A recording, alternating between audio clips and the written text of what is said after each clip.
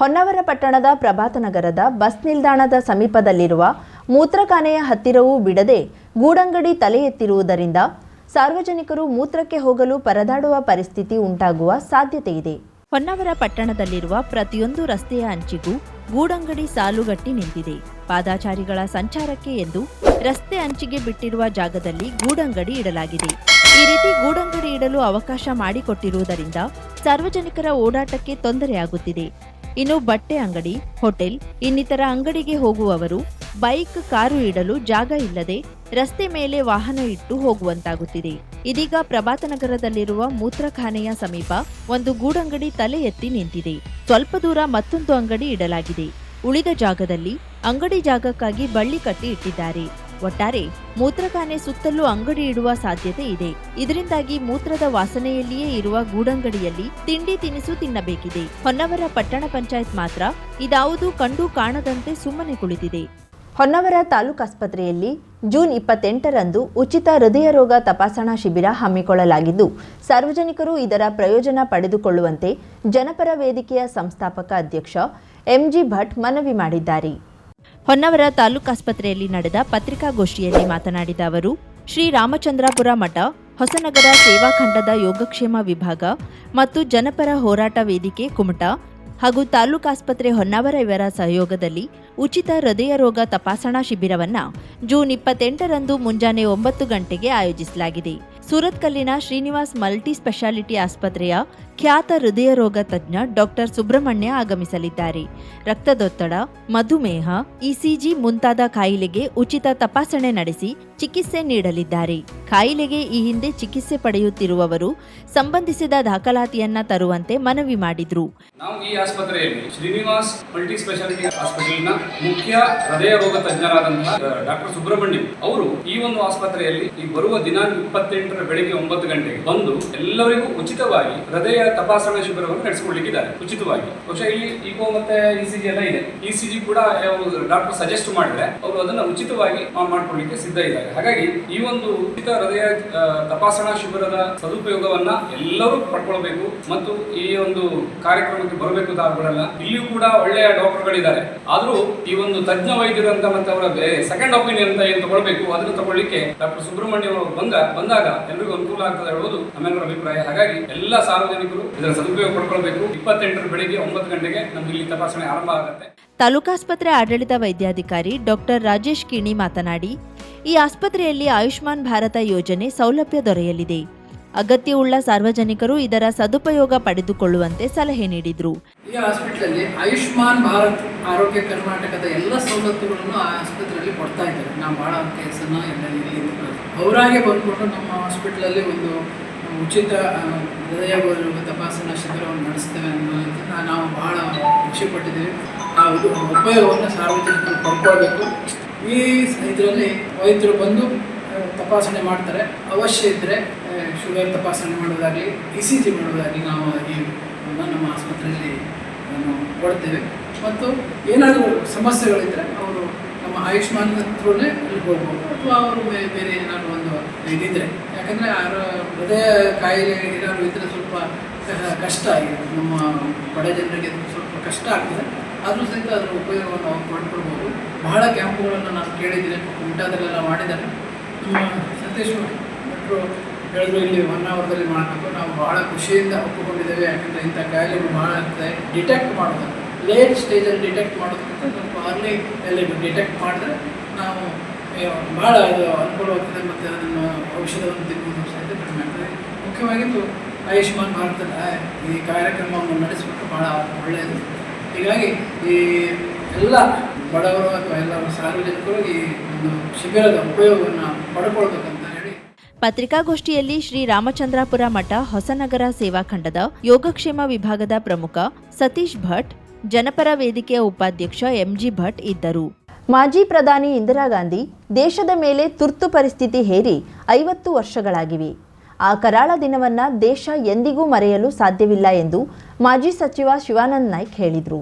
ಹೊನ್ನಾವರ ಪಟ್ಟಣದ ಮೂಡಗಣಪತಿ ದೇವಸ್ಥಾನದ ಸಭಾಭವನದಲ್ಲಿ ಬಿಜೆಪಿ ಜಿಲ್ಲಾ ಘಟಕದಿಂದ ಗುರುವಾರ ಆಯೋಜಿಸಲಾದ ತುರ್ತು ಪರಿಸ್ಥಿತಿಯ ಕರಾಳ ಇತಿಹಾಸಕ್ಕೆ 50 ವರ್ಷ ಭಾರತೀಯ ಪ್ರಜಾಪ್ರಭುತ್ವದ ಕರಾಳ ಅಧ್ಯಾಯ ಕಾರ್ಯಕ್ರಮದಲ್ಲಿ ಅವರು ಮಾತನಾಡಿದರು. 50ನೇ ವರ್ಷಕ್ಕೆ ಕರಾಳ ದಿನವನ್ನು ನಾವು ಆಚರಣೆ ಮಾಡ್ತಾ ಇದ್ದೇವೆ. 1975ರಲ್ಲಿ ತುರ್ತು ಪರಿಸ್ಥಿತಿಯನ್ನ ಹೇರಿದ್ರು. ಆ ಸಂದರ್ಭದಲ್ಲಿ ನಮ್ಮೆಲ್ಲ ನಾಯಕರನ್ನ ಜೈಲಿಗಟ್ಟುವಂತ ಕೆಲಸವನ್ನ ಮಾಡಿದ್ರು. ಆ ನಮ್ಮ ನಾಯಕರು ಜೈಲಿಗಟ್ಟರು, ಅದನ್ನ ಎದುರಿಸಿ ಆ ಒಂದು ತುರ್ತು ಪರಿಸ್ಥಿತಿಯನ್ನು ಎದುರಿಸಿಕೊಂಡು ನಮ್ಮ ನಾಯಕರು ಜೈಲಿಂದ ಹೊರಬಂದ್ರು. ಆಮೇಲೆ ಏನಾಯ್ತು ಹೇಳೋದನ್ನ ನಾವು ಬಹಳ ಗಂಭೀರವಾಗಿ ವಿಚಾರ ಮಾಡದೆ ನಮ್ಮ ದೇಶದಲ್ಲಿ ಸ್ವಾತಂತ್ರ್ಯ ಭಾರತದಲ್ಲಿ ಯಾವತ್ತೂ ನಾವು ಎಣಿಸಿರಲಿಲ್ಲ. ಇಂದಿರಾ ಗಾಂಧಿ ಅವರು ಇಷ್ಟು ಕಠಿಣವಾದ ಒಂದು ತೀರ್ಮಾನವನ್ನು ತಗೊಂಡು ನಮ್ಮ ಒಂದು ಅಧಿಕಾರಕ್ಕಾಗಿ ನಮ್ಮ ಒಂದು ಹುದ್ದೆಯನ್ನು ಉಳಿಸಿಕೊಳ್ಬೇಕು ಮತ್ತು ವಿರೋಧಿಗಳನ್ನ ಹಣಿಬೇಕು ಹೇಳುವಂತ ಕಾರಣಕ್ಕಾಗಿ ತುರ್ತು ಪರಿಸ್ಥಿತಿಯನ್ನ ಹೇರಿದ್ರು. ಅದು ಹೇರಿದ ಮೇಲೆ ಎಷ್ಟು ನಡೆದಂತ ಮುಂದಿನ ಒಂದು ಚುನಾವಣೆಯಲ್ಲಿ ಕಾಂಗ್ರೆಸ್ ಯಾವ ಪರಿಸ್ಥಿತಿ ಬಂತು ಹೇಳುವುದನ್ನು ನಾವು ನೆನಪಾಗಬಹುದು. ಬಿಜೆಪಿ ಜಿಲ್ಲಾಧ್ಯಕ್ಷ ಎನ್ಎಸ್ ಹೆಗಡೆ ಅಧ್ಯಕ್ಷತೆ ವಹಿಸಿ ಮಾತನಾಡಿ, ಇಂದಿರಾ ಗಾಂಧಿ ಅಧಿಕಾರಕ್ಕಾಗಿ ಸ್ವಹಿತಾಸಕ್ತಿಗಾಗಿ ಪ್ರಜಾಪ್ರಭುತ್ವದ ಘನತೆಯನ್ನ ಧಿಕ್ಕರಿಸಿ ಸಂವಿಧಾನಕ್ಕೆ ಅಪಚಾರ ಮಾಡಿ ತುರ್ತು ಪರಿಸ್ಥಿತಿಯನ್ನ ಘೋಷಿಸಿದ್ರು ಎಂದು ಆಪಾದಿಸಿದ್ರು. 1975 ಜೂನ್ 25ನೇ ತಾರೀಕು ಇವತ್ತು 50 ವರ್ಷ ಕಳೆದಿದೆ. ಅಂದಿನ ಕಾಂಗ್ರೆಸ್ನ ಪ್ರಧಾನಮಂತ್ರಿ ಆದಂತ ಶ್ರೀಮತಿ ಇಂದಿರಾ ಗಾಂಧಿ ಅವರು ಕೇವಲ ಸರ್ವಾಧಿಕಾರಕ್ಕೋಸ್ಕರ, ಕೇವಲ ತಮ್ಮ ಸ್ವಹಿತಕ್ಕಾಗಿ ಇಡೀ ಪ್ರಜಾಪ್ರಭುತ್ವದ ಘನತೆಯನ್ನು ಧಿಕ್ಕರಿಸಿ ಪ್ರಜಾಪ್ರಭುತ್ವಕ್ಕೆ ಕಪ್ಪು ಚುಕ್ಕೆಯನ್ನು ಕೊಟ್ಟಂತಹ ಮತ್ತು ಅಂಬೇಡ್ಕರ್ ಅವರ ಸಂವಿಧಾನಕ್ಕೆ ಅಪಚಾರವನ್ನು ಮಾಡಿದಂತಹ ಕೃತ್ಯವನ್ನು ಅವತ್ತು ಘೋಷಿಸಿದರು. ತುರ್ತು ಪರಿಸ್ಥಿತಿಯನ್ನು ಘೋಷಣೆ ಮಾಡೋದ್ರ ಮುಖಾಂತರ ನಡ್ಕೊಂಡ್ರು. 50 ವರ್ಷಗಳಿಂದಲೂ ಸಹ ನಾವು ಈ ತುರ್ತು ಪರಿಸ್ಥಿತಿಯ ಕಾರ್ಯಕ್ರಮದ ನೆನಪು ಅಂತೇಳಿ ನಮ್ಮ ಕಾರ್ಯಕರ್ತರ ಮುಂದೆ ಈ ಕಾರ್ಯಕ್ರಮ ಯೋಜನೆ ಮಾಡ್ತಾ ಬಂದಿದ್ದೇವೆ. ವಿಶೇಷವಾಗಿ ಈ ಸಲ 50 ವರ್ಷ ತುಂಬಿರುವಂತಹ ಹಿನ್ನೆಲೆಯಲ್ಲಿ ಇದು ಸಮಾಜದ ಮಧ್ಯೆ ಚರ್ಚೆ ಆಗಬೇಕು ಅಂತ ಯೋಜನೆ ಇಟ್ಕೊಂಡು ಇಡೀ ಜಿಲ್ಲೆಯಾದ್ಯಂತ ಈ ಕಾರ್ಯಕ್ರಮ, ದೇಶಾದ್ಯಂತ ಕಾರ್ಯಕ್ರಮ ನಡೀತಿದೆ. ಕಾರ್ಯಕ್ರಮದ ಜಿಲ್ಲಾ ಸಂಚಾಲಕ ಸುಬ್ರಾಯ್ ವಾಳ್ಕೆ ಮಾತನಾಡಿ, ಸಂವಿಧಾನವನ್ನ ಸ್ವಹಿತಾಸಕ್ತಿಗೋಸ್ಕರ ತಿದ್ದುಪಡಿ ಮಾಡಿದ್ದು ಕಾಂಗ್ರೆಸ್. ದೇಶಕ್ಕೆ ಸಂವಿಧಾನ ಕೊಟ್ಟ ಡಾಕ್ಟರ್ BR ಅಂಬೇಡ್ಕರ್ ರನ್ನ ತುಳಿದಿರುವುದು ಕಾಂಗ್ರೆಸ್ ಎಂದು ಆಪಾದಿಸಿದ್ರು.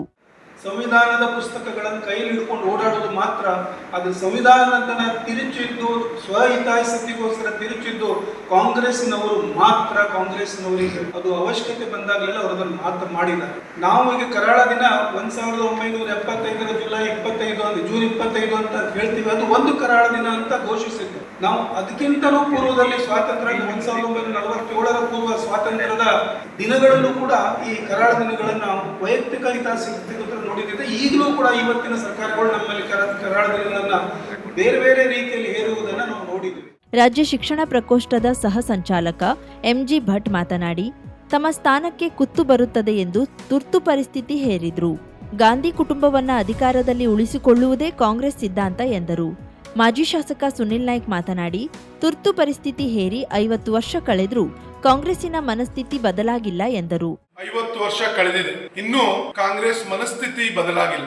ಕಳೆದ 50 ವರ್ಷದಿಂದ ಹಿಂದೆ ಏನಾಯ್ತು ಅಂತಕ್ಕಂಥ ಪ್ರತಿಯೊಬ್ಬ ಕಾರ್ಯಕರ್ತರಿಗೂ ಸಜ್ಜನರಿಗೂ ಗೊತ್ತಿದೆ. ಬಹುಶಃ ಕಾಂಗ್ರೆಸ್ ಪಕ್ಷ ಇದೆಲ್ಲ ಮಾಡಿದ ನಂತರ ಕೇವಲ 1-2 ರಾಜ್ಯದಲ್ಲಿ ಈಗ ಅಧಿಕಾರದಲ್ಲಿ ಇರ್ಬೋದು, 2 ಅಥವಾ 3 ರಾಜ್ಯದಲ್ಲಿ ಅಧಿಕಾರದಲ್ಲಿ ಇರ್ಬೋದು. ಎಲ್ಲೂ ಇವತ್ತು ಅಧಿಕಾರಕ್ಕೆ ದಾಪುಗಾಲುವಂತ ಕೆಲಸ ಅವ್ರ ಹತ್ರ ಆಗ್ಲಿಲ್ಲ. ಯಾಕಂದ್ರೆ ಈ ಕರಾಳ ದಿವಸಗಳನ್ನ ನೆನಪು ಮಾಡ್ಕೊಳ್ತಾ ಇದ್ದಾರೆ ಜನ. ಏನು 50 ವರ್ಷ ಹಿಂದೆ ಏನು ಅವರ ಮನಸ್ಥಿತಿ ಯಾವ ರೀತಿ ಇತ್ತು ಅಂದ್ರೆ, ಅವರು ಈಗಾಗಲೇ ಅನೇಕರು ಹೇಳ್ತಾ ಇದ್ರು, ಅವ್ರ ದೌರ್ಜನ್ಯ, ಅವ್ರು ಮಾಡಿರ್ತಕ್ಕಂಥ ಕೆಲಸ, ಅವ್ರು ಏನು ಅಂದ ಮುಖಂಡರು ಕೊಟ್ಟಿರ್ತಕ್ಕಂಥ ತೊಂದರೆ ನಿಜವಾಗ್ಲೂ ನಮ್ಗೆ ಯಾವತ್ತೂ ಮಾಸುದಿಲ್ಲ. ಅಷ್ಟು ಕಷ್ಟಗಳನ್ನ ಕೊಟ್ಟಿದ್ದಾರೆ. ಮನಸ್ಥಿತಿ ಯಾವ ರೀತಿ ಇತ್ತು ಅಂತ ಹೇಳಿದ್ರೆ ಕರಾಳವಾಗಿರ್ತಕ್ಕಂಥ ಮನಸ್ಥಿತಿ. ನಮ್ಗೆಲ್ಲ ಒಂದೊಮ್ಮೆ ಮುಜುಗರ ಆಗ್ತದೆ, ಕಾಂಗ್ರೆಸ್ ಪಕ್ಷ ಇನ್ನೂ ಬುದ್ಧಿ ಬಂದಿಲ್ಲ ಅಂತಕ್ಕಂಥದ್ದನ್ನು. ಬಿಜೆಪಿ ಮಾಜಿ ಜಿಲ್ಲಾಧ್ಯಕ್ಷ ವೆಂಕಟೇಶ್ ನಾಯಕ್ ಮಾತನಾಡಿ, ವೇದಿಕೆಯಲ್ಲಿ ಬಿಜೆಪಿ ಮುಖಂಡರಾದ ವಿನೋದ್ ನಾಯ್ಕ್ ರಾಯಲ್ಕೇರಿ, ರಾಜೇಂದ್ರ ನಾಯ್ಕ್ ಅಂಕೋಲಾ, ಕುಮಟಾ ಮಂಡಲಾಧ್ಯಕ್ಷ GI ಹೆಗಡೆ, ಶಿವಾನಿ ಶಾಂತಾರಾಮ್, ಆರತಿ ಗೌಡ, GS ಗುನ್ಗಾ, ಸಂಜಯ್ ನಾಯ್ಕ್ ಮತ್ತಿತರರು ಉಪಸ್ಥಿತರಿದ್ದರು. ಬಿಜೆಪಿ ಹೊನ್ನಾವರ ಮಂಡಳದ ಅಧ್ಯಕ್ಷ ಮಂಜುನಾಥ್ ನಾಯ್ಕ್ ಸ್ವಾಗತಿಸಿದ್ರು. ಪ್ರಧಾನ ಕಾರ್ಯದರ್ಶಿ ಗಣಪತಿ ಗೌಡ ಚಿತ್ತಾರ ಕಾರ್ಯಕ್ರಮ ನಿರ್ವಹಿಸಿದ್ರು. ಪ್ರಧಾನ ಕಾರ್ಯದರ್ಶಿ ಯೋಗೇಶ್ ಮೇಸ್ತಾ ವಂದಿಸಿದ್ರು. ಲಯನ್ಸ್ ಕ್ಲಬ್ ಈ ವರ್ಷದ ತಂಡದಲ್ಲಿ ಹಿರಿಯರು, ಯುವಕರು ಎಲ್ಲರೂ ಒಳಗೊಂಡಿದ್ದಾರೆ. ಪರಸ್ಪರ ಸ್ನೇಹ ಅಭಿವೃದ್ಧಿಪಡಿಸಿಕೊಳ್ಳಲು ಲಯನ್ಸ್ ಕ್ಲಬ್ ಬಹಳ ಉಪಯುಕ್ತ ಎಂದು Lions district governor Mohan Kumar ಹೇಳಿದರು. ಹೊನ್ನಾವರ ಪಟ್ಟಣದ ಲಯನ್ಸ್ ಸಭಾಭವನದಲ್ಲಿ ನೂತನ ಲಯನ್ಸ್ ಪದಾಧಿಕಾರಿಗಳು ಪದಗ್ರಹಣ ನೆರವೇರಿಸಿ ಮಾತನಾಡಿದರು. MJF ಲಯನ್ ಅಶೋಕ್ ಕುಮಾರ್ ಮಾತನಾಡಿ, ಸ್ನೇಹ ಸಹಬಾಳ್ವೆ ವೃದ್ಧಿಯಾಗಲು ಲಯನ್ಸ್ ಸಂಸ್ಥೆ ಸಹಕಾರಿಯಾಗಲಿದೆ ಎಂದರು. ನಿಕಟಪೂರ್ವ ಅಧ್ಯಕ್ಷ ಲಯನ್ಸ್ ಉದಯ್ ನಾಯ್ಕ್ ಮಾತನಾಡಿ, ಕಾರ್ಯಚಟುವಟಿಕೆಗಳಿಗೆ ಲಯನ್ಸ್ ಎಲ್ಲಾ ಸದಸ್ಯರು ಉತ್ತಮ ಸಹಕಾರ ನೀಡಿದ್ದಾರೆ ಎಂದು ಸ್ಮರಿಸಿದ್ರು. ಅಧ್ಯಕ್ಷರಾಗಿ ಪದಗ್ರಹಣ ಸ್ವೀಕರಿಸಿದ ಲಯನ್ಸ್ ಜೀವೋತ್ತಮ್ ನಾಯಕ್ ಮಾತನಾಡಿ, ಶಾಲೆಗಳಿಗೆ ಸ್ಮಾರ್ಟ್ ಕ್ಲಾಸ್, ಅರಣ್ಯ ಇಲಾಖೆ ಸಹಯೋಗದಲ್ಲಿ ಗಿಡ ನೆಡುವುದು, ಬಡವರಿಗೆ ಗ್ರೀನ್ ಆಟೋ ವಿತರಣೆಯಂತಹ ಪ್ರಮುಖ ಗುರಿಗಳ ಜೊತೆಗೆ ಸದಸ್ಯರ ಸಂಖ್ಯೆ ಹೆಚ್ಚಳ ಮಾಡುವ ಉದ್ದೇಶ ಇದೆ ಎಂದರು. ಬೇರೆ ಬೇರೆ ಸಂಸ್ಥೆಯವರು ಅಪ್ಲೈ ಮಾಡಿ ಇವತ್ತು ಹಣವನ್ನು ತೆಗೆದುಕೊಳ್ತಕ್ಕಂಥ ಒಂದು ವ್ಯವಸ್ಥೆ ಮಾಡಿಕೊಳ್ತಾರೆ. ಈ ನಿಟ್ಟಿನಲ್ಲಿ ನಾವ್ಯಾಕೆ ಇಷ್ಟು 108 ವರ್ಷಗಳ ಇತಿಹಾಸ ಇರುವಂಥ, ಹಾಗೆ ನಿಮ್ಮ ಸಂಸ್ಥೆಗೆ ಸುಮಾರು 50 ವರ್ಷಗಳ ಇತಿಹಾಸ ಇರುವಂತಹ ಈ ಸಂಸ್ಥೆ ಯಾಕೆ ಪ್ರಯತ್ನ ಮಾಡಬಾರ್ದು ಅನ್ನುವಂತಹ ಮನಸ್ಥಿತಿ ನನಗೆ ಅದ್ಭುತಕ್ಕೆ ಬರ್ತಾ ಇತ್ತು. ಹಾಗಾಗಿ ನಿಮ್ಮಲ್ಲಿ ಈ ಸಭೆ ಮುಖಾಂತರ ನಿಮ್ಮಲ್ಲಿ ಹಂಚಿಕೊಳ್ಳಲಿಕ್ಕೆ ನಾನು ಬಯಸ್ತಾ ಇದ್ದೇನೆ. ಸೇವೆ ಅಂತಕ್ಕಂಥದ್ದು ಬಹಳ ಜನ ಬಹಳ ರೀತಿಯಾದಂತಹ ಸೇವೆಗಳನ್ನು ಅವ್ರದೇ ಆದಂಥ ರೀತಿ ನೀತಿಗಳಲ್ಲಿ ಮಾಡ್ತಾ ಬರ್ತಾರೆ. ಕೆಲವಾರು ಜನ ಎಜುಕೇಷನ್ಗೆ ಸಂಬಂಧಪಟ್ಟಂಥ ಒಂದು ಕಾಳಜಿಯನ್ನು ವಹಿಸಿ ಅದಕ್ಕೆ ಇಂಪಾರ್ಟೆನ್ಸ್ ಕೊಟ್ಟು ಅದನ್ನು ಮುನ್ನಡೆಸ್ತಕ್ಕಂಥ ಕೆಲಸವನ್ನು ಮಾಡ್ತಾರೆ. ಕೆಲವರು ವೈದ್ಯಕೀಯವಾಗಿ ಆಲೋಚನೆ ಮಾಡ್ತಾರೆ, ಕೆಲವರು ಹಾಸ್ಪಿಟಲನ್ನು ತೆರೆಯೋದು. ನಮ್ಮಲ್ಲೂ ಕೂಡ ಇದೆ ಲಯನ್ಸ್ ವೆಸ್ಟ್ ಐ ಹಾಸ್ಪಿಟಲ್ ಅಂತ ಹೇಳಿ. ಆ ಐ ಹಾಸ್ಪಿಟಲಿಂದ ಅದ್ಭುತವಾದಂಥ ಸೇವೆಗಳನ್ನು ನಮ್ಮ ಜಿಲ್ಲೆಯಲ್ಲೂ ಕೂಡ ನಾವು ಮಾಡ್ತಾ ಇದ್ದೀವಿ. ಹಾಗೆ ಇವತ್ತು ನಾನು ನಿಮ್ಮ ಜಿಲ್ಲೆಯಲ್ಲಿ ಒಂದು ಭೇಟಿ ಕೊಟ್ಟ ನಂತರ ಶಿರಸಿ ಸಂಸ್ಥೆಯವರು ಒಂದು ಅದ್ಭುತವಾದಂಥ ಒಂದು ಇನ್ಸ್ಟಿಟ್ಯೂಷನ್ ನೋಡಿದೆ. ಬಹಳಷ್ಟು ಸಂಖ್ಯೆಯಲ್ಲಿ ಸುಮಾರು 1,000 ಮಕ್ಕಳು ಕೂಡ ಆ ಶಾಲೆಯಲ್ಲಿ ಓದ್ತಾ ಇದ್ದಾರೆ. ಇವಾಗ PUC ಕೂಡ ಅಲ್ಲಿ ನಡೀತಾ ಇದೆ. ಮಾಡ್ತೇವೆ. ಈಗ ಫಸ್ಟ್ ಫಾರೆಸ್ಟಿಂದ ಹೆಲ್ಪ್ ತಗೊಂಡು 500 ಗಿಡ ನೆಡಬೇಕಿದೆ. ಅದಕ್ಕಿಂತ ಜಾಸ್ತಿ ಹೋಗ್ತೇವೆ. ಈಗಾಗಲೇ ಯಾವ್ಯಾವ ಸ್ಕೂಲಿಗೆ ನಾವು ಸ್ಮಾರ್ಟ್ ಕ್ಲಾಸ್ ಕೊಡ್ತೇವೆ ಅಥವಾ ನಾವು ಸೋಲಾರ್ ಕೊಡ್ತೇವೆ ಅವರಿಗೆಲ್ಲ ಹೇಳ್ತೇವೆ, ಹೊಂಡ ಹೊಡಿ, ಹೊಂಡ ಹೊಲಿಕ್ಕೂ ನಾವು ಪಟ್ಟ ಬಂದು ಗಿಡ ನೆಡಲಿಕ್ಕೆ ಆಗ್ತದೆ ಅಂತ ಅದು ಮಾಡ್ತೇವೆ ಅಂತ ಹೇಳಿದ್ದಾರೆ. ಅದರ ನಂತರ to create forest in open land which is around 30 to 40 site. ಇದು ನಮ್ಮ ಕಾರ್ಯದರ್ಶಿಗಳ ಹೊಸ ಪ್ರಯೋಗ. ಇದಕ್ಕೆ ಏನಂತಾರೆ ಅಂದರೆ ಮಿಯಾವಾಕಿ ಅರಣ್ಯ, ಜಾಪನೀಸ್ ಕೊಲಾಬ್ರೇಷನ್.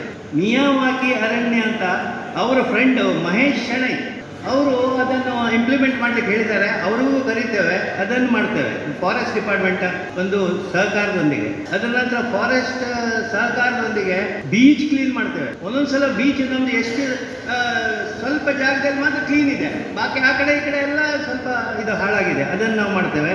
ಅದರ ನಂತರ green auto rickshaw to poor young girls for their better livelihood. ಇದು ನಮ್ಮ ದಿನೇಶ್ ಕಾಮತ್ರದೇ ಪ್ಲ್ಯಾನು. ಆದರೆ ಅವರು ರೋಟರಿಯಲ್ಲಿ ಏನು ಮಾಡಿದ್ದಾರೆ ಅಂದರೆ ಅವರಿಗೆ 1 ಲಕ್ಷ ಕೊಡಬೇಕು, 50,000 ಕೊಡಬೇಕು ಅಂತ ಹೇಳಿ ಅವ್ರು ಹಿಂದೆ ಸರಿದ್ರು.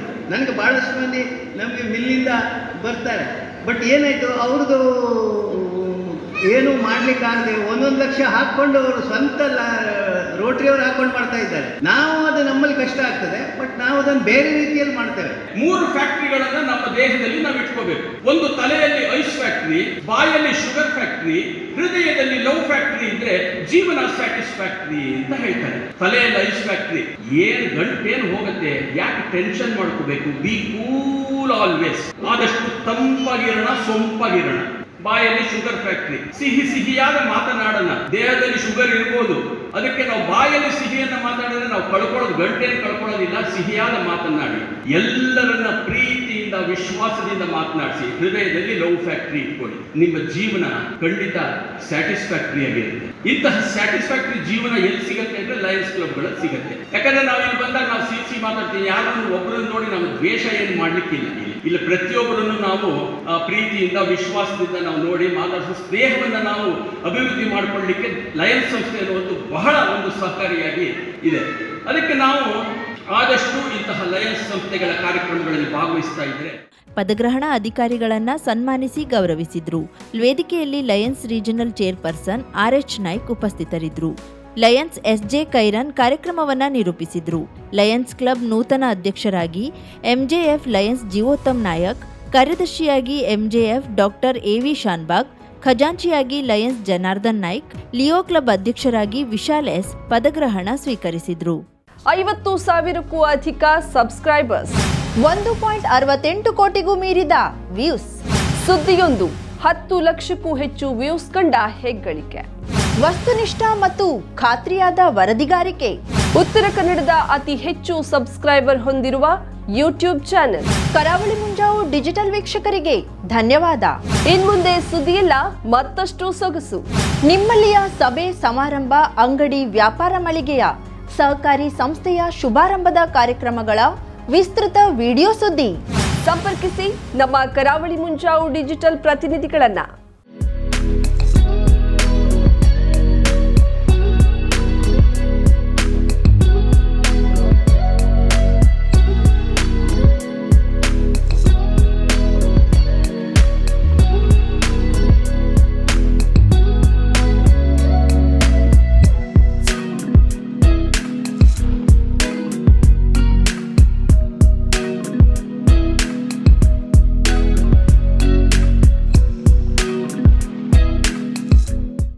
ಸಮಾರಂಭ ನಿಮ್ಮದು, ಸಂಭ್ರಮ ನಮ್ಮದು.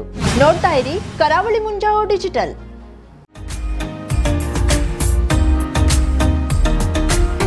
ಮಿಲನ್ ಎಂಟರ್ಪ್ರೈಸಸ್ ಬೃಹತ್ ಎಲೆಕ್ಟ್ರಾನಿಕ್ ಹಾಗೂ ಫರ್ನಿಚರ್ ಮಳಿಗೆ. ಉತ್ತರ ಕನ್ನಡ ಜಿಲ್ಲೆಯಲ್ಲೇ ಅತಿ ಹೆಚ್ಚು ಮಳಿಗೆಗಳನ್ನ ಹೊಂದಿರುವ, ಅತಿ ಹೆಚ್ಚು ಸಂತೃಪ್ತ ಗ್ರಾಹಕರನ್ನ ಹೊಂದಿರುವ ಮೂಲಕ ಹೆಗ್ಗಳಿಕೆಗೆ ಪಾತ್ರವಾಗಿರುವ ಏಕೈಕ ಸಂಸ್ಥೆ ಮಿಲನ್ ಎಂಟರ್ಪ್ರೈಸಸ್.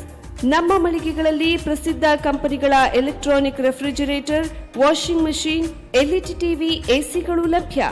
ಭಾರತದ ಕರಾವಳಿ ಹವಾಮಾನಕ್ಕೆ ಹೊಂದಿಕೊಳ್ಳುವ ನಂಬರ್ 1 ಬ್ರ್ಯಾಂಡ್ ಆದ ಗೋದ್ರೇಜ್ ಕಂಪನಿಯ ಕಪಾಟು, ಆಫೀಸ್ ಟೇಬಲ್, ಆಫೀಸ್ ಚೇರ್, ಬ್ಯಾಂಕ್ಗಳಿಗೆ ಹಾಗೂ ಚಿನ್ನದ ಅಂಗಡಿಗಳಿಗೆ ಬೇಕಾಗುವ ಸೇಫ್ ಲಾಕರ್ಗಳು ಅತಿ ಕಡಿಮೆ ಬೆಲೆಯಲ್ಲಿ ಲಭ್ಯವಿದೆ. Teak wood sofa set, wooden dining table ಹಾಗೂ ಗ್ರಾಹಕರಿಗೆ ಬೇಕಾಗುವ ಅಳತೆಯಲ್ಲಿ ನಿಮ್ಮ ಮನೆಗೆ ಹೊಂದಿಕೊಳ್ಳುವ ಹಾಗೆ ಫರ್ನಿಚರ್ ಗಳನ್ನ ಮಾಡಿಕೊಡಲಾಗುವುದು. ಕಸ್ಟಮೈಸ್ಡ್ ಕಿಚನ್, ವಾರ್ಡ್ರೋಬ್ ಗಳನ್ನ ಅತಿ ಹೆಚ್ಚು ವರ್ಷಗಳ ಕಾಲ ಬಾಳಿಕೆ ಬರುವ ಹಾಗೆ ವಾರಂಟಿಯೊಂದಿಗೆ ಮಾಡಿಕೊಡಲಾಗುವುದು.